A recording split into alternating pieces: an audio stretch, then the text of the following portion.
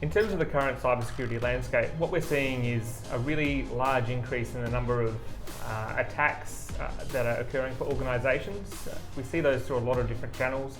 A really common vector that we see is around social engineering, so people receiving emails or text messages or other mediums of communication where they're looking for ways in for organisations, as well as a lot of phishing campaigns through the injection of things like malware.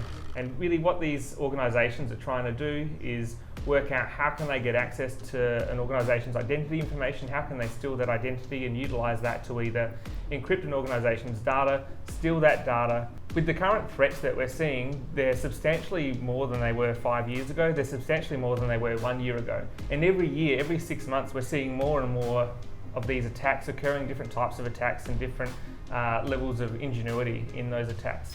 And we're seeing that reflected in things like the Australian Cybersecurity Centre's Essential 8 maturity model, where they've recently in July released an update to that model to significantly increase what they're looking at in terms of the recommended minimum standards for organisations in Australia to protect against cyber attack.